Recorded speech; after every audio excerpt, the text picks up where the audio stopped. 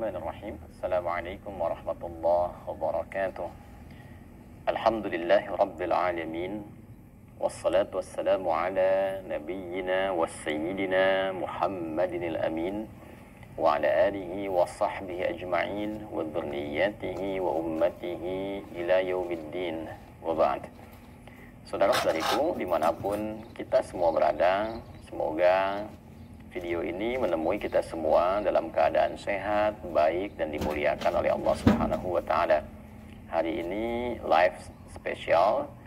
Semula memang tidak dijadwalkan untuk live di pagi hari ini, namun alhamdulillah Allah Subhanahu wa Ta'ala memberikan kelapangan, kesehatan, dan kemampuan bagi kita untuk bersilaturahim. Semoga anugerah yang Allah berikan pada kita semua mampu kita terima dengan cara terbaik untuk meningkatkan ibadah kita kepada Allah Subhanahu wa Ta'ala, khususnya dalam meningkatkan takwa kepada Allah. Definisi takwa dipersingkat oleh para ulama, yaitu kemampuan kita untuk selalu berusaha menunaikan segala perintah Allah dengan sebaik-baiknya yang bisa kita lakukan, dan juga upaya kita untuk meninggalkan segala larangan yang Allah telah tetapkan dengan segala kemampuan terbaik kita. Tentu definisi ini mesti kita jabarkan dalam keseharian kita untuk mengeluarkan segala perintah Allah itu apa. Ada perintah yang terkait dengan aspek spiritual, bentuknya ibadah ritual. Kita akan lebih baik dan terukur bila menjadikan seluruh bagian perintah-perintah spiritual itu dalam bentuk ibadah ritual yang fungsinya mengoneksikan kita secara spiritual dalam konteks kebertuhanan kita kepada Allah Subhanahu wa Ta'ala. Bahasa singkatnya, ibadah yang dilatih menguatkan iman, yang dengan itu kita semakin merasa lebih dekat kepada Allah Subhanahu wa Ta'ala. Jadi nanti dari level Islam naik ke level iman, dari level iman dengan takwa itu naik ke level ihsan. Ihsan itu adalah upaya kita menjadikan segala aktivitas sebagai ibadah dalam keadaan selalu terhubung dengan Allah dan merasa selalu diawasi oleh Allah Subhanahu wa Ta'ala, sekalipun kita tak punya kemampuan untuk menatap Allah secara langsung. Nah, ini terkait dengan perintah Allah secara ritual. Nanti keluarkan bentuknya bisa sholat misalnya, atau membaca Al-Quran dan sebagainya. Kemudian ada perintah-perintah juga terkait dengan kebutuhan intelektual. Membaca, belajar, betapa banyak ayat-ayat Quran menuntun kita untuk mengaktifkan potensi intelektual kita, mengajak kita supaya berpikir, supaya pintar, supaya akalnya itu hidup. Nah, jadi agama ini bukan hanya agama zikir, tapi agama fikir. Oleh karena itu, bangun dari tidur pun kita diberikan petunjuk oleh Rasulullah SAW, yang tercatat petunjuk ini misalnya dalam kitabnya Imam Abu Daud, di Sunan Abu Daud, nomor hadis 1367. Tercatat ketika beliau bangun dari tidur, memberikan arahan untuk membacakan Al-Quran surah Ali Imran di 11 ayat terakhir, ayat 190 sampai ayat ke-200. Inna fi khalqis samawati wal ardi wa ikhtilafil laili wan nahari la ayatin li ulil albab. Jadi bangun tidur diminta kita menjadi pribadi ulul albab. Siapa itu? Alladzina yadhkuruna Allaha qiyaman wa qu'udan wa 'ala junubihim wa yatafakkaruna fi khalqis samawati wal ard. Jadi ada alladzina yadhkuruna Allah, zikir, kemampuan spiritual. Kemudian wa yatafakkarun, fikir, kemampuan intelektual. Jadi baru bangun tidur kita sudah diminta menjadi pribadi yang seimbang antara zikir dan fikir. Spiritualnya tenang karena dia sholat, tenang. Ketenangan itu membantu akalnya hidup untuk berpikir dalam keadaan yang baik. Nah, jadi orang Islam itu menjadi muslim, pribadinya lebih baik, kemudian akalnya aktif, jadi lebih pintar. Nah, jadi harus bangga menjadi muslim, tapi kebanggaan itu diwujudkan dalam bentuk ketaatan. Ya, harus jadi muslim mesti pintar, jadi muslim mesti soleh. Kemudian yang ketiga adalah, nah ini perintah-perintah terkait dengan kebutuhan fisik. Ada fisikal, jadi spiritual, intelektual, fisikal. Bagaimana fisik ini dituntun oleh Al-Quran, makan yang halal, makan yang menyehatkan tubuh yang baik, berolahraga, Jadi fisiknya pun kuat, olahraganya bagus. Nabi mencontohkan dulu sampai mengatakan alimu auladakum bisibahati warmimayah. Ajarkan anak-anakmu itu kemampuan berenang, kemampuan melempar, kemudian ada yang memanah, ya kan? Ada yang berkuda. Nanti diterjemahkan dengan konteks kekinian. Ya, melempar bisa dalam konteks selain memanah bisa menembak misalnya. Ya, olahraga menggerakkan kaki. Dulu ada gulat, misalnya sekarang ada olahraga macam-macam supaya tujuannya sehat. Bukan sekedar menikmati, bukan sekedar main-main, fisiknya dilatih. Makanan, mengapa ada makanan yang diatur? Oh ini, dan bukan hanya porsinya, sepertiga untuk makanan, sepertiga untuk udara gitu kan. Nah, tidak hanya kaitan dengan konteks makannya saja, tapi di situ ada nilai-nilai kesehatan. Nah, demikian aturan ini kalau kita bisa jaga dengan baik. Kemudian yang dilarang apa saja? Secara fisik, ada makanan yang dilarang. Ada hikmahnya, ada hikmah keimanan, ada hikmah kesehatan. Ya, kenapa dilarang makanan X misalnya? Itu satu bukti kepatuhan kita kepada Allah secara imani, secara spiritual. Ya, Allah melarang kita melakukan A, itu pembuktian kebertuhanan kita kepada Allah, ya patuh. Karena saya patuh, saya adalah muslim. Nah, ikatan Islam itu dengan frame keislaman kita mengikat kita untuk patuh. Sama saja begini, ya, kita punya ilustrasi walaisa kamitslihi syai', tidak ada yang serupa dengan apapun yang terkait dengan Allah. Anda masuk ke satu sekolah, satu institusi, ada petunjuk, perintah, ada larangan. Ya, di tempat itu tidak boleh melakukan ini. Nah, menunjukkan kalau Anda termasuk di dalamnya, warga di situ, di institusi itu jangan melanggar. Ketika melanggar kode etiknya, di situ menunjukkan bahwa Anda tidak patuh dalam ketentuan. Ya, bisa kena peringatan atau juga menunjukkan bahwa bukan bagian dari warga dimaksud atau bukan bagian dari anggota institusi ataupun tempat ataupun juga keadaan yang Anda masuki. Nah, selalu dalam hukum itu kalau ada yang dikerjakan, juga dalam saat yang sama ada yang ditinggalkan. Itu hukum normal dalam kehidupan. Nah, yang terbaik adalah ketika Allah Subhanahu wa Ta'ala membuat hukum yang itu pasti ada irisan-irisan kebaikan untuk kita semua selaku hambanya. Karena Allah yang mencipta kita, Allah tahu tentang kita. Ini yang boleh, itu yang nggak boleh. Nah, nanti kalau kuat spiritualnya, melahirkan karakter. Namanya karakter moral. Itu yang sering disebut dengan integritas. Karakter takwa, kalau dalam bahasa Al-Quran, dalam bahasa hadis itu karakter takwa. Ittaqillaha haitsuma kunta. Bertakwalah kepada Allah dimanapun engkau berada. Supaya apa? Supaya lahir karakter moral, punya integritas. Nanti ini akan membimbing karakter intelektual.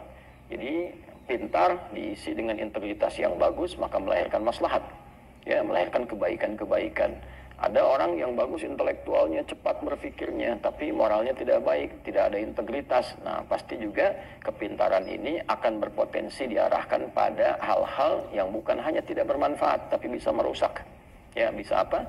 Bisa merusak, bisa tindakan-tindakan menyimpang, tindakan kriminal, dan semakin pintar kriminalitasnya nanti semakin berbahaya. Ya, nah dari karakter intelektual melahirkan karakter kinerja, fisik bekerja, mata bekerja, mulut bekerja, tangan sampai ujung kaki.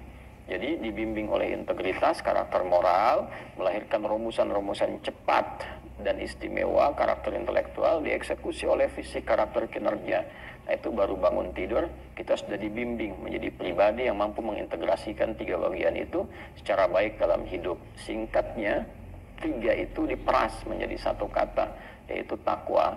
Nah, itulah sebabnya kenapa kalau kita gali kata takwa dalam Al-Quran, seringkali kita temukan di situ ada perintah, ada amal soleh, ada iman, ya, yang pada akhirnya membawa kita pada suasana yang lebih baik dalam tiga bagian secara utuh yang melekat pada diri kita. Nah, ini berlangsung setiap waktu.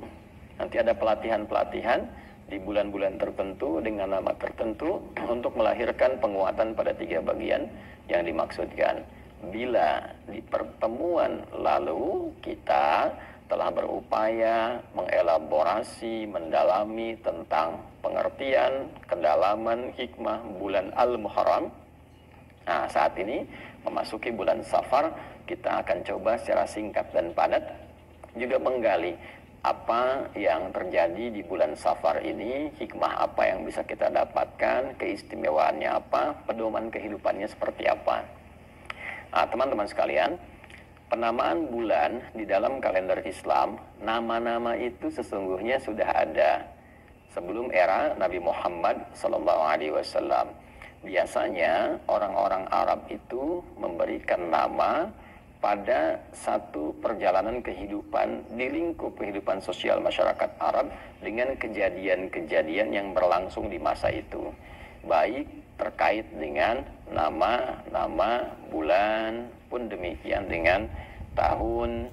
Ya, misalnya di tahun itu terjadi serangan dari pasukan Abrahah yang datang dengan satu hasrat yang tinggi untuk melakukan tindakan kriminal besar, ya, ingin menghancurkan Ka'bah dengan pasukan bergajah yang kemudian kita ketahui secara viral dihancurkan oleh Allah Subhanahu wa taala dengan pasukan burung-burung ababil, gitu kan, yang dikirim langsung oleh Allah Subhanahu wa taala. Maka tahun peristiwa itu disebut dengan tahun gajah, yang dalam bertepatan di peristiwa itu selang beberapa saat lahirlah Rasulullah sallallahu alaihi wasallam, sehingga seringkali disebut kelahiran Nabi disebut dengan tahun gajah untuk menunjukkan ada peristiwa yang terjadi di masa itu. Pun demikian dalam penamaan bulan-bulan yang kelak nama itu di era-era Islam diabadikan untuk menunjukkan perubahan hikmah yang terkandung di dalamnya dan memberikan kesan-kesan panduan positif kepada kita semua. Nah, di bulan Al-Muharram pernah saya sampaikan di pertemuan-pertemuan lalu bahwa makna ini pun memberikan pengertian tentang konsensus yang terjadi di masyarakat jahiliyah. Bahkan sebelum kelahiran Nabi Muhammad SAW, mereka ada konsensus, kesepakatan bahwa di 4 bulan khususnya mereka berdamai. Ya, mereka melakukan gencatan senjata untuk yang berperang, kemudian melakukan kesepakatan damai, tidak boleh ada pertengkaran, tidak boleh ada perselisihan. Nah, 4 bulan ini 3-nya itu berurutan, Dzulqa'dah, Dzulhijjah, dan bulan pertama Al-Muharram. Yang keempat kemudian Rajab. Maka segala jenis perbuatan Muharram, ya, yang terlarang, yang tidak dibenarkan, hukumnya itu haram. Maka pada saat itu mereka bersepakat harus ditinggalkan. Maka bulan pertama untuk meninggalkan itu diberi nama dengan Al-Muharram. Nah, ini pada asalnya teman-teman sekalian. Nah, kemudian pada bulan Safar itu banyak sekali penduduk di lingkungan sekitaran Hijaz, kalau kita katakan, ya, di kekinian itu kita dapati misalnya lingkaran seputaran Mekah, seputaran Madinah, gitu kan, dan sekitarannya. Nah, itu banyak penduduk-penduduk yang mulai keluar untuk mulai merantau, mulai keluar. Nanti menjadi risalah biasanya digunakan untuk keluar untuk mengalami aktivitas-aktivitas tertentu. Nah, maka dengan kondisi seperti itu, penduduk yang tadinya itu padat, penduduk yang tadinya itu banyak berinteraksi di dalam wilayah, kalau kita dalam negeri, karena banyak mulai keluar, maka terlihat sedikit-sedikit mulai kosong daerahnya. Jangan dibayangkan seperti kita, ya, RT, RW, kecamatan misalnya, atau sebelumnya kelurahan yang banyak orangnya. Nah, ini kan komunitasnya tinggal suku A, suku B, jadi kalau pergi beberapa terasa mulai kosong. Nah, dalam bahasa Arab, kosong itu namanya sifar. Ya, sifar sad, fa, kemudian ra. Maka bulan orang yang mulai beraktivitas, mulai keluar itu dinamakan dengan safar untuk menunjukkan banyaknya orang keluar untuk merantau, sehingga seakan-akan daerahnya itu kosong dari penduduk, ya. Ini diilustrasikan menunjukkan satu keadaan sebagian mewakili keseluruhannya, atau sinekdok pas prototo, dia menunjukkan seakan-akan kosong, gitu, ya, padahal masih ada beberapa bagiannya. Nah, ini di era-era jahiliyah. Dan ada juga isu-isu yang berkembang pada masa itu yang terkait dengan safar, bahwa ini orang-orang pergi, kemudian juga mereka punya mitos-mitos di bulan Safar itu yang nanti kita akan lacak di dalam perjalanan sejarah, yang informasinya ini keunggulan di dalam Islam itu divalidasi oleh para cendekiawan kita, para cendekiawan yang punya keimanan kuat, yang punya kemampuan berpikir yang sangat dalam, fisiknya juga prima, ya, mereka disebut dengan ulama namanya, disebut dengan ulama. Maka mereka meneliti informasi ini dari siapa, syaratnya ketat sekali untuk meneliti ini, ya, dari siapa, yang menerima siapa, sampai divalidasi, ya, dicek kebenarannya apakah betul tersambung kepada Nabi Sallallahu Alaihi Wasallam ataukah tidak. Ya, kemudian akurasi ketersambungannya bagaimana tuh, sehingga dipastikan ini betul-betul Nabi yang menyampaikan. Siapa saksinya, berapa banyak, riwayatnya siapa saja. Bukan hanya itu, orang yang menyaksikan ini benar-benar terpercaya tidak, punya masalah tidak, punya problem diingatan tidak, ya, sehingga nanti ada ketersambungan referensi ini, yaitu ittisalus sanad. Kemudian bukan hanya tersambung, tapi orangnya tidak bermasalah, ingatannya bagus.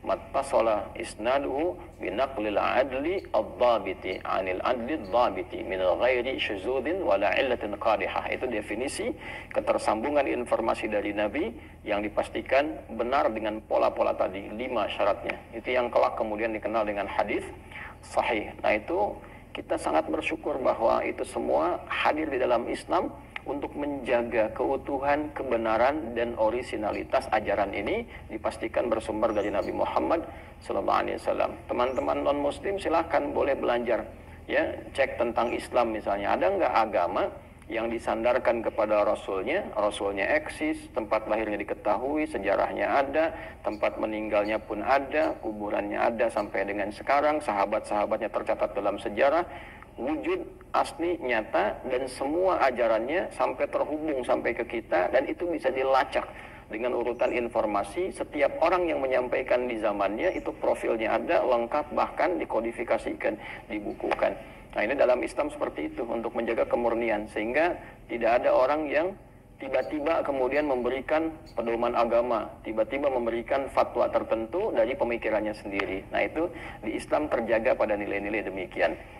Nah, di bulan Safar ini teman-teman sekalian, kita akan lacak nanti kebiasaan-kebiasaan di masa jahiliyah yang itu terus berlangsung sampai era kehidupan Nabi Sallallahu Alaihi Wasallam. Dari mulai lahir, Nabi kemudian melakukan risalah perbaikan, menyampaikan risalah rabbaniyah, petunjuk-petunjuk wahyu dari Allah Subhanahu wa Ta'ala, yang kemudian perjalanan itu menjadikan semua peristiwa ini terangkum seluruh wahyunya. Kemudian bahkan selain disampaikan di keunggulan kembali dalam Islam dalam bentuk riwayat yang, nah ini tolong dicatat baik-baik ya, riwayat yang dibacakan dari hafalan. Nah ini kemudian dikuatkan kelak dalam bentuk tulisan. Ya, jadi di era Nabi Sallallahu Alaihi Wasallam ada beberapa sahabat yang punya kemampuan khusus untuk dituliskan dalam satu perangkat-perangkat yang terbatas gitu ya. Ada yang di pelepah kurma kan, diukir di bebatuan-batuan khusus. Lalu yang paling banyak tuh yang hafalan, karena ini kemampuan kekuatannya, sehingga saling menguatkan. Ya, nanti kelak kemudian di masa sahabat Abu Bakar As-Siddiq radhiyallahu taala anhu dihimpun ini tim ad hoc yang pernah berada di sekitaran Nabi Sallallahu Alaihi Wasallam, para penghafal dicocokkan dengan orang yang punya catatan-catatan tertentu. Nah, hafalan ini dihimpun, dikuatkan, disambungkan dengan berbagai riwayatnya, dihimpun jadi satu. Itulah yang kemudian menjadi mushaf yang sampai kepada kita saat ini, setelah nanti diperbanyak di eranya Utsman bin Affan radhiyallahu taala anhu, dipinjam mushaf ya dari Ummul Mukminin Sayyidah Hafsah radhiyallahu taala anha, mushaf utama itu yang pernah mengkodifikasikan, lalu digandakan, disebarkan ke beberapa kota-kota besar pada masa itu. Lalu setelah itu diperbanyak sampai ke kita, karena peristiwanya yang terjadi di masa Khalifah Utsman bin Affan. Kita kenal itu semua ya, penyebarannya, perbanyakan itu dengan nama mushaf Utsmani sampai sekarang. Itu semua bacaannya yang kita bacakan dari hafalan itu sama semua, itu keunggulannya. Pun demikian juga dengan mushaf yang berisi tulisan, berisi kitab. Jadi semua saling melengkapi. Kalau ada yang lupa di hafalan, cek di mushaf. Ya kan? Kalau ada yang salah cetak, dikoreksi dengan hafalan. Itu kekuatan di dalam Islam. Demikian juga penjelasan terkait itu yang bersumber dari Nabi Muhammad Sallallahu Alaihi Wasallam kita akan temukan di dalam hadis-hadis beliau. Di antara hadis-hadis itu nanti secara umumnya ada 4 tuh ya, secara umumnya ada 4 klasifikasi. Klasifikasi pertama berisi topik-topik umum kehidupan ya, baik terkait dengan topik spiritual, topik intelektual, topik fisikal, dan topik-topik sosial kehidupan. Nah, itu namanya kitab jami'. Kitab jami'. Nah, seperti Sahih Al-Bukhari, Sahih Muslim, nah, itu ya.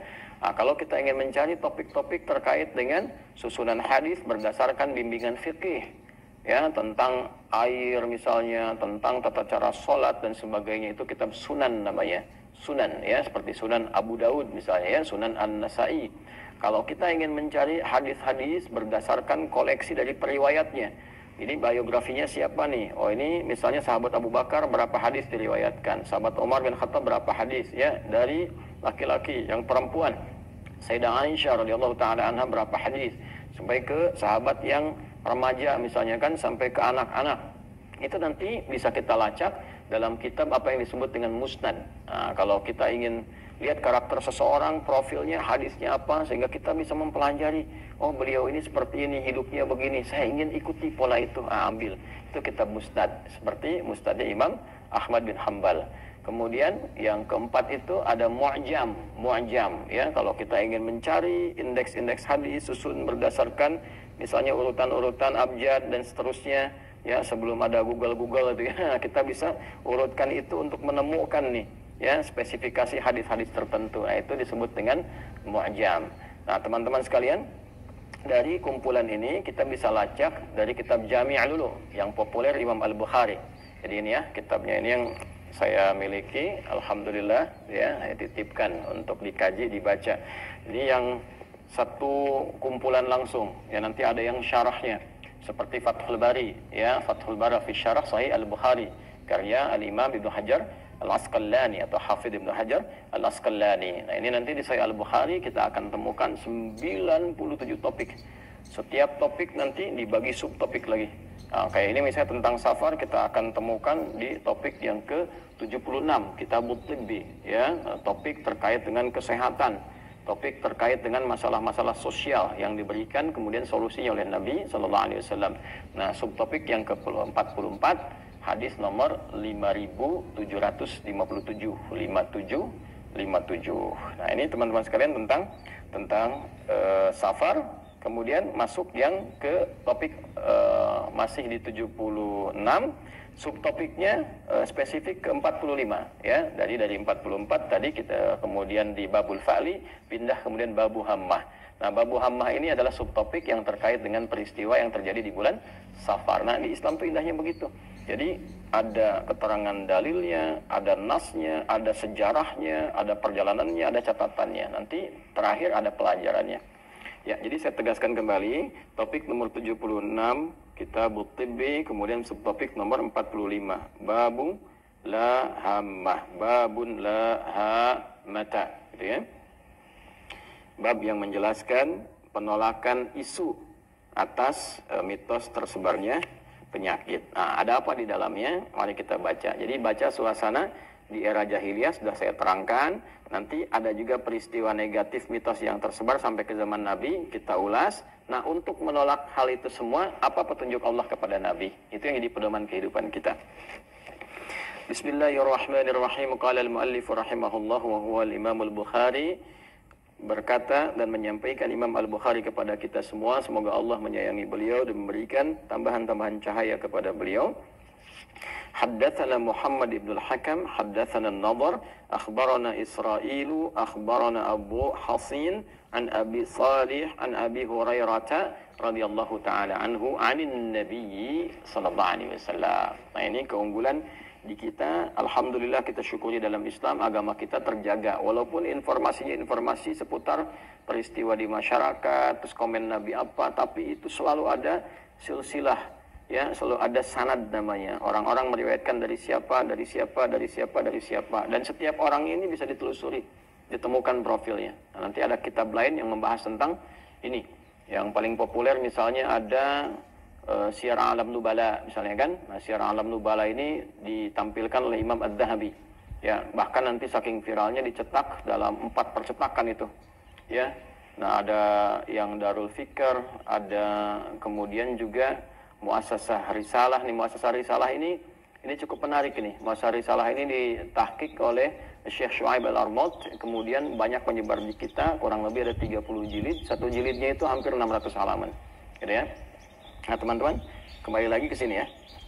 Nah, ini enak kalau ngaji kitab nanti ingat satu referensinya apa, ingat ini referensinya apa. Ini ngaji kitab tuh enaknya begitu. Ya, kalau di pesantren lebih enak lagi. Kadang-kadang kita Dah, perpustakaan ambil kitabnya, tunjukin satu-satu gini, analisis hadis.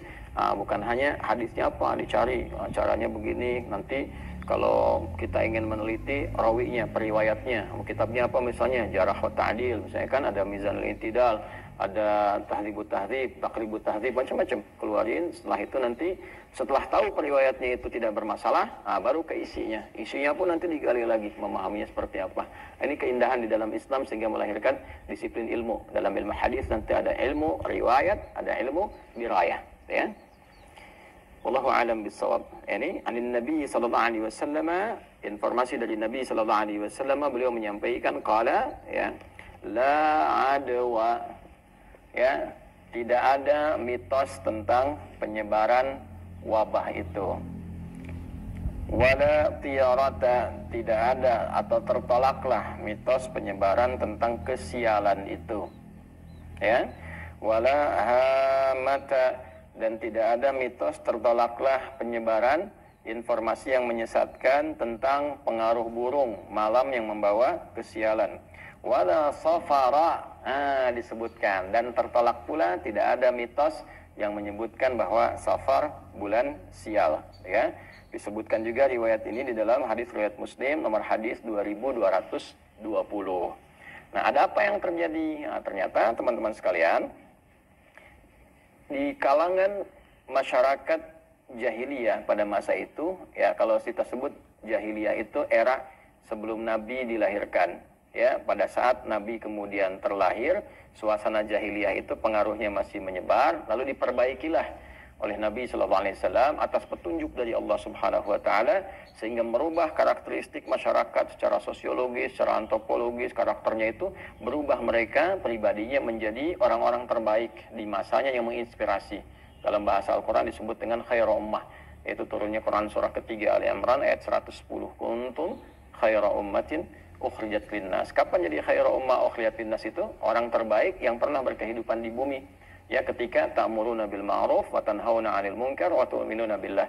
Ketika mereka mampu menerjemahkan nilai kebaikan dalam bentuk perilaku, amar bil ma'ruf, kemudian meninggalkan berbagai perbuatan menyimpang, nahyu 'anil munkar wa tu'minuna billah, dan dikerjakan dengan iman. Nah, ini maka menjadi yang terbaik. Jadi kalau kita ingin jadi sekarang orang terbaik di masanya, harus mampu berintegritas, mengerjakan segala kebaikan. Jadi dalam kehidupan profesi apapun berusaha menampilkan integritas jadi yang terbaik, ya, terjemahkan, bekerja yang terbaik, bekerja dengan, ya, segala bentuk dedikasi pengabdian yang maksimal dengan nilai kebaikan, tapi juga mencegah penyimpangan. Jadi apapun, saya jadi ustadz misalnya kan, jadi kiai, ya, menampilkan yang terbaik, ngajar, berusaha yang baik, yang ikhlas, menghindarkan diri dari sesuatu yang tidak Allah sukai, larangan-larangan, misalnya ria, cari popularitas, mencari materi duniawi misalnya kan, menampilkan upaya keunggulan-keunggulan sehingga menjadikan orang-orang itu hanya terpusat pada kita. Itu sesuatu yang tidak baik.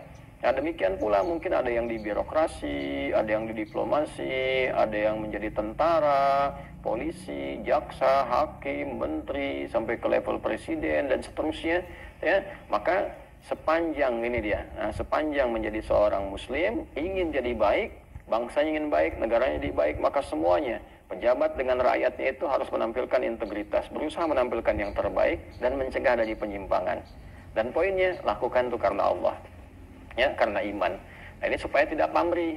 Kalau karena proyek, nanti proyek nggak ada, nggak baik lagi, ya kan? Kalau ada proyek jadi semangat, nggak ada jadi nggak baik lagi. Kalau karena materi demikian, kalau karena kedudukan, ketika akan mengejar kedudukan semangat semua, ya. Kemarin kan taruna-taruna tuh, ya, begitu pengen lulus semangat, fisiknya, kesehatannya, intelektualitasnya. Begitu setelah lulus, hilang lagi semangat yang awal, karena yang dikejar cuma kelulusan, bukan dedikasi, bukan pengabdian, ya. Sekitar 2000 perwira yang dilantik kemarin tuh, ya, baik TNI ataupun Polri. Coba ketika selesai dilantik itu, ya, kemudian jadi perwira pertama tuh, ya, yang TNI jadi letda, yang polisi jadi ibda, gitu kan?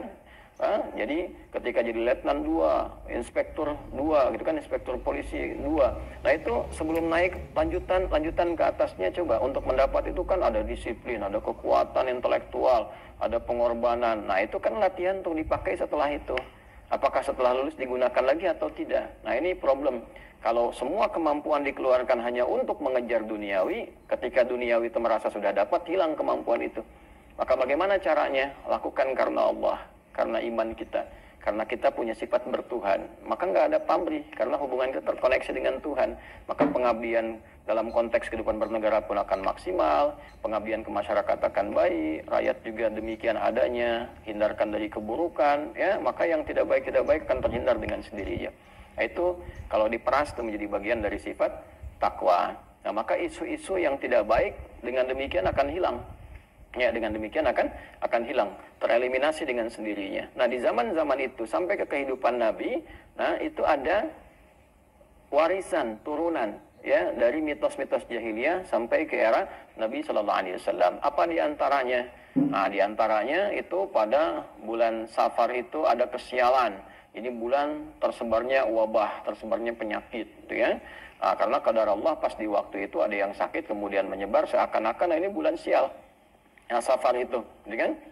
Nah, kemudian juga, nah ada yang kedua wala tiarah. Tiarah itu teman-teman dipahami kalau tadi wabah. Nah, ini yang tiarah disebutkan kesialan, gitu kan? Kesialan. Jadi dimaksud di sini kayak ini kan seakar dengan kata ta'irah gitu ya.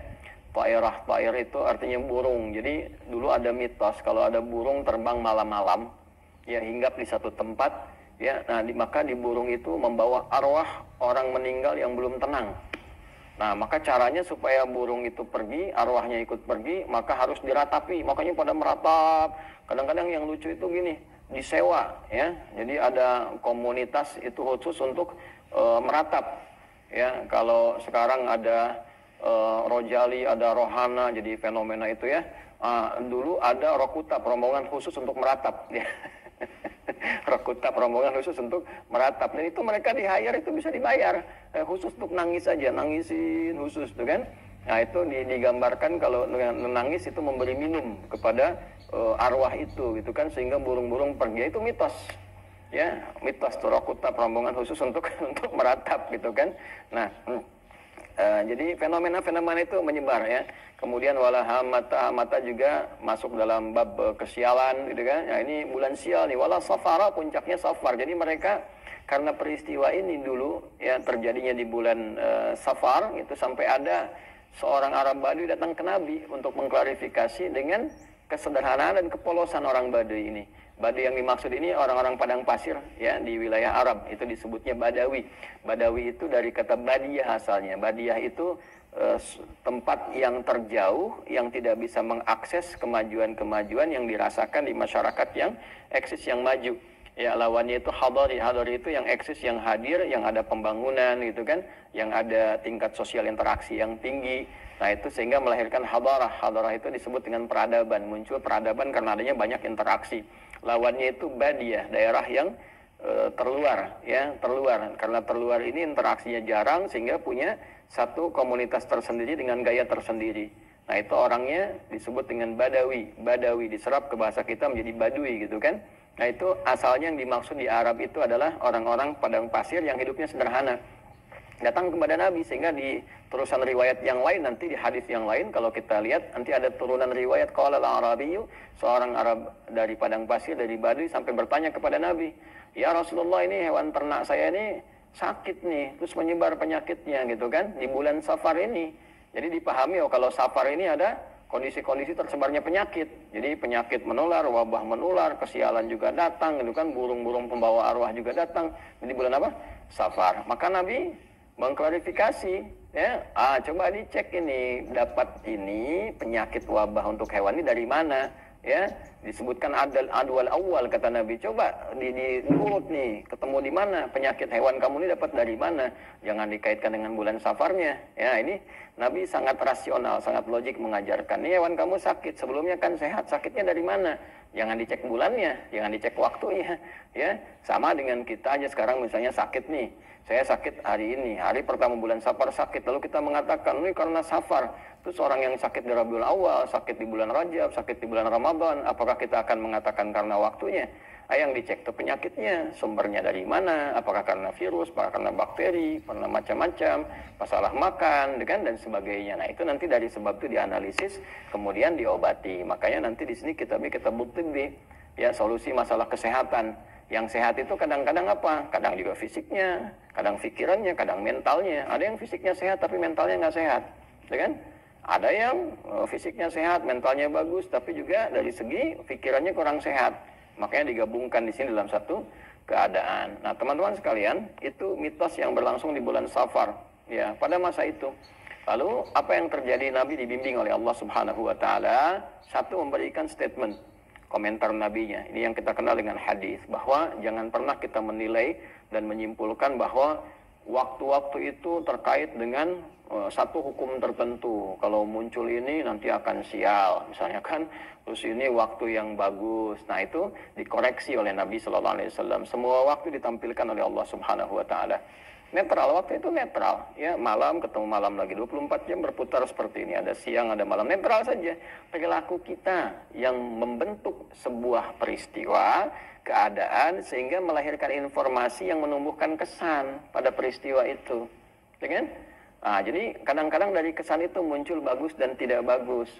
Ya, misalnya ada peristiwa bagus, kemerdekaan kita di tanggal 17 Agustus 1945. 17 Agustusnya kemudian menjadi inspirasi. Hari kemerdekaan, semua bergembira, ingat lagi perjuangan. Ini bagus nih waktu kita berjuang, ya.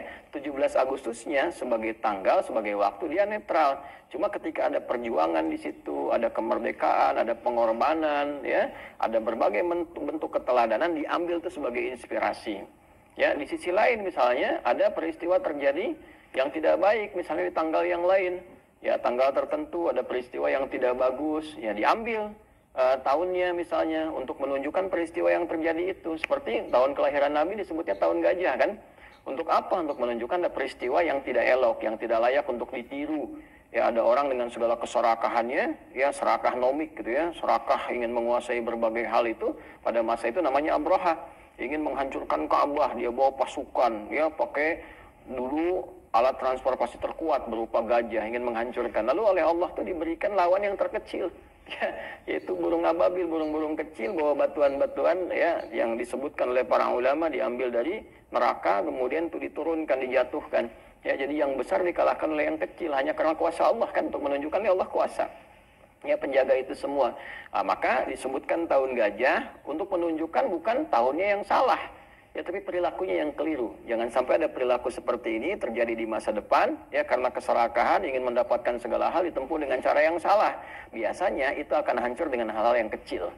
Ya, dulu kan Namrud juga sama, betapa jahatnya, betapa luar biasanya, tapi dikalahkannya oleh apa? Allah cuma kirimkan satu nyamuk, kan? Itu pun nyamuknya nyamuk yang terlihat cacat secara medis. Satu sayapnya itu putus, gitu kan? Masuk ke telinga. Nah, kemudian selesai, matinya kan pakai nyamuk aja. Kirimkan. Ya, mengaku Tuhan mati sama nyamuk untuk jadi legasi ke depan. Nah, Tuhan matinya sama nyamuk, nyamuknya nyamuk cacat gitu kan. Nah, ini untuk memberikan satu gambaran gitu ya. Nah, sama Firaun pun begitu. Ketika Firaun jumawanya luar biasa, kan tenggelam, ditenggelamkan. Selesai, ngejar, tenggelam. Sehingga nanti jadi kesan ke depan, itu ada Tuhan kok tenggelam gitu kan. Nah, jadi Allah itu kalau ada peristiwa-peristiwa yang ditampilkan dengan besar, ya, dengan nilai kemanusiaan yang menghadirkan nafsu yang luar biasa, biasanya diselesaikan dengan hal kecil untuk menunjukkan bahwa kekuatan nafsu itu rendah di hadapan Allah. Nah, ini balik terkait dengan Safar, teman-teman sekalian. Nah, jadi Nabi memberikan komentar supaya umat Islam itu berpikir rasional, ada kewarasan berpikir, ada kesehatan berpikir, bahwa ayo, yang bagus itu susun agenda, semua waktu itu netral, susun agenda yang baik. Nah, nanti dipandu oleh Allah, dibagi misalnya per 4 bulan, ada bulan koreksi 4 bulan tadi kan, kalau kita bagi itu nanti ada bulan kontemplasi untuk merenung, untuk mengoreksi diri, ada bulan menyiapkan agenda, ada bulan mengeksekusi kegiatan, ya, nanti setelah itu dievaluasi lagi. Nah, demikian adanya, makanya kenapa ada Ramadan dengan khusus untuk penguatan diri lagi, latihan meningkatkan amal, setelah itu dipraktekkan meningkat di bulan Syawal, kan? Demikian adanya sampai persiapan haji, membangun rencana-rencana besar sebagai bagian proyek dunia dan akhirat. Makanya doanya Rabbana atina fid dunya hasanah wa fil akhirati hasanah. Itu kan doa umum dalam rangkaian haji itu. Ya, rangkaian haji di Al-Baqarah 196 untuk mengawalinya sampai ke terakhir ketemu nanti 203. Di sela-sela itu ayat 201 itu ada doa yang Rabbana atina fid dunya hasanah. Jadi ada proyeksi-proyeksi. Setelah itu nanti baru beramal, ya, beraktivitas dan sebagainya. Itu keindahan dalam Islam, itu kita dipandu tuh. Wal tanzur nafsu ma qaddamat lighad. Quran surah Al-Hasyr surah 59 ayat ke-18. Jadi setiap kita yang merasa beriman, ya ayyuhalladzina amanu ittaqullah, tingkatkan takwa. Nah, di antara cara meningkatkan takwa itu kan di Quran ditunjukkan kurang lebih ada 240 cara kan. Salah satunya apa? Salah satunya adalah membuat kurikulum kehidupan. Ya, wal tanzur nafsu ma qaddamat lighad. Buktikan ketakwaan engkau itu dengan cara menyusun agenda hidupmu sampai engkau pulang ke akhirat nanti. Dahsyat. Ya, orang cuma punya cita-cita dunia, dalam Islam diajarkan sampai akhirat. Nanti proyeksi akhirat itu diturunkan ke dunia. Ya, misal saya pengen masuk surga Firdaus, nggak apa-apa punya cita-cita tertinggi. Amalannya apa? Turunkan jadi panduan amal ke muka bumi, lalu seluruh profesi yang kita pilih, nah ambil nilai-nilai surga Firdaus itu untuk menunggangi profesi ini. Jadi apapun, ya kan surga Firdaus itu bukan karena profesi, ya, tapi di dalamnya ada panduan nilai-nilai kebaikan yang menyertai profesi itu. Misalnya ada di Quran surah ke-23 Al-Mu'minun ayat 1-9 lah kalau kita keluarkan. Ya kan ke ujung ayatnya itu ada ayat yang sangat indah. Ya ulaika humul warithun alladzina yarithunal firdausa hum fiha khalidun. Ada mereka itu para pewaris surga Firdaus yang akan kekal tinggal di dalamnya sedang beraktivitas di bumi. Aktivitasnya apa? Nanti balikan ke ayat 1. Qad aflahal mu'minun, ya kan? Sungguh orang beriman itu akan menggenggam kebahagiaan dan kesuksesan. Nah, pertama mesti beriman dulu. Lalu mempertahankan menjaga iman sampai punya level surga Firdaus bagaimana? Alladzina hum fi salatihim khashi'un, yaitu orang-orang yang berusaha khusyuk salatnya. Jadi kalau hanya sekedar salat, nah bagus, salat bagus, nanti standar. Surganya standar, tapi kalau pengen Firdaus berusaha untuk khusyuk. Jadi kalau jadi pejabat khusyuk salatnya. Jadi presiden, jadi menteri, gubernur, ya, bupati, wali kota, terus sampai juga pejabat yudikatif seperti hakim misalnya, dari hakim agung sampai hakim-hakim ke bawahnya. Ya, ataupun kemudian ada di organik seperti tentara, dari panglima ke bawahnya, dari polisi, dari atas sampai ke bawahnya. Nah, itu memperkuat iman, lalu sholat dengan khusyuk. Jadi apapun bebas, ya, silahkan yang baik-baik, tapi tidak meninggalkan sholat. Bukan hanya tidak meninggalkan, tapi sholatnya khusyuk. Walladzina hum 'anil lagwi mu'ridun. Senang fokus pada yang bermanfaat, yang nggak bermanfaat ditinggalkan. Hal-hal yang nggak penting itu tinggalkan, jauhi. Terlepas dari hukumnya. Ya, misalnya, ini derajatnya tidak sampai haram, ini makruh misalnya, tapi bagi kita ini nggak terlalu penting, ya kan? Atau misalnya mubah tapi tidak membawa sifat-sifat untuk kegiatan kita menjadi penting. Nah, itu cenderung dihindari, cari yang penting-penting sesuai kebutuhan kita dan seterusnya. Nah, itu proyeksinya teman-teman sekalian. Maka dibikin agenda seperti itu. Nah, di antara tuntunan yang langsung dipraktekkan, dibimbing oleh Allah, misalnya apa? Untuk menepis mitos-mitos yang demikian itu, Nabi diperintahkan oleh Allah. Misal dari mulai pernikahan Nabi. Pernikahan Nabi bulan Safar. Ya, Nabi SAW itu menikah dengan Sayyidah Khadijah radhiyallahu ta'ala anha, istri terbaik yang paling mulia, yang semoga kita diberikan kesempatan untuk bisa bersua, ya, dengan ibunda kita Sayyidah Khadijah, tentunya bersama Rasulullah SAW dan seluruh orang-orang terkasih beliau. Ya, itu pernikahannya berlangsung di bulan apa? Safar. Ya, kemudian juga pernikahan putri tercinta Sayyidah Fatimah, ya, dengan Sayyidina Ali bin Abi Thalib radhiyallahu taala anhuma, itu berlangsung di bulan Safar. Nah, jadi Sayyidina Ali bin Abi Thalib menikah dengan Sayyidah Fatimah Az-Zahra itu bulannya bulan Safar di tahun kedua Hijrah. Nah, jadi ditepis nih, nggak ada mitos nih, gitu kan? Nabi menikahnya bulan Safar, kemudian juga putri beliau tercinta Sayyidah Fatimah Az-Zahra menikah di bulan Safar. Nah, lalu ini yang paling menarik nih, hijrah Nabi pun berangkatnya di bulan Safar, nanti sampainya Rabiul Awal. Ya, berangkatnya Safar. Ada yang bahkan detil, ya, melacak sehingga melahirkan angka 27 Safar gitu perjalanan itu. Ya, jadi beliau berangkatnya bulan Safar untuk menunjukkan nggak ada bulan kesialan itu, berangkat Safar. Ya, sampai kemudian di bulan Rabiul Awal. Jadi banyak peristiwa-peristiwa yang terjadi. Bahkan Khalid bin Walid tuh panglima besar, masuk Islamnya bulan Safar. Ya, Amr bin As masuk Islamnya bulan Safar. Jadi kalau teman-teman yang non-Islam, ya, sudah mendalami Islam, pengen masuk Islam bulan Safar, silahkan. Tidak ada masalah. Ini bulan awal nih sekarang, awal Safar, gitu kan. Nah, ini bulan baik, semua baik, waktu baik. Jadi pernikahan Nabi, kemudian juga perjalanan hijrahnya Nabi, terus penaklukan Khaybar. Ya, Khaybar itu kan dulu ada Yahudi-Yahudi pongah tuh pada masa itu, ya, yang memonopoli segala aspek sampai nyusun kekuatan militer, milisi, terus menganiaya, bikin benteng dan sebagainya, memonopoli pasar, ya, terus pasar dibikin semaunya, kapan dinaikin dia naikin, kapan rendahin dia rendahin. Dan mengadu domba masyarakat sekitaran sehingga Aus dengan Hadzrat itu selalu bertengkar, yang tadinya akur, ya, satu bapak ke atasnya satu hubungan tiba-tiba dipecah gitu, ya. Nah, itu mereka berkumpul di benteng namanya Khaybar. Nah, itu ditaklukkan, ya, oleh Nabi SAW tentunya dengan komunitas masyarakat yang ada pada masa itu. Kan udah bangun kesepakatan tuh dengan adanya Piagam Madinah, sudah ada kehidupan bernegara, bermasyarakat, kan. Itu penaklukannya di tahun ke-7 Hijrah, ya, itu bulannya Safar. Nah, jadi bulan Safar itu teman-teman sekalian, nah itu ada bulan perjuangan. Nah, teman-teman di TNI, Polri gitu kan, TNI pasukan-pasukan, terus di Polri misalnya ada Brimob yang sedang bertugas di beberapa tempat, tugas-tugas negara ataupun yang ada tugas UN, semangat, ya, bulan-bulan semangat di berbagai aspek kehidupan. Intinya apa? Semua waktu itu netral, diisi dengan kebaikan-kebaikan. Maka dari itu ketika masuk ke bulan Safar, kita dipandu di dalam Islam. Safar bulan berpikir. Safar bulan merencanakan segala kegiatan, aktivitas kehidupan kita, bikin rencana, bikin yang terukur. Ya, jadi muslim itu terukur, rencananya apa, tahun sekian apa capaiannya. Ini anak-anak di rumah tangga yang satu ini mau jadi apa, sekolahnya bagaimana. Bukan perkara makan aja, bukan perkara main, bukan perkara liburan saja, berkualitas. Jadi muslim itu lebih berkualitas. Ya, jadi kalau kita bikin ungkapan, Anda boleh tuh bikin satu rangkaian kata misalnya, so far so good, ya. So far so good, ya. Ya, biasanya kan orang bilang so far so good gitu, ya. Sejauh ini baik-baik saja. Nanti kita ganti so far so good. Nah, so far bagus banget nih, bulan Safar bagus banget, seperti bulan-bulan yang lainnya pun baik. Oleh karena itu, kalau ingin menghitung pernikahan, boleh silakan hitung tanggalnya tanggal berapa. Yang baik-baiknya itu menurut kesiapan kita. Oh, ini tanggal bagus, baik, karena di tanggal ini saya bisa ambil cuti, di tanggal ini keluarga bisa kumpul. Nah, tapi jangan hadirkan mitos. Oh, ini misalnya tanggal sial nih, kalau tanggal sekian dilangsungkan pernikahan, oh, baru nikah prasmanannya bisa langsung habis, ya kan, atau macam-macam. Nah, itu yang seperti itu kalau sudah berislam itu dihindari. Dengan munculnya hadis ini, di mana ditemukan? Di kitab Sahih Al-Bukhari, ya. Topik keberapa? 76. Babnya tentang apa? Babnya tentang bab hama, gitu ya.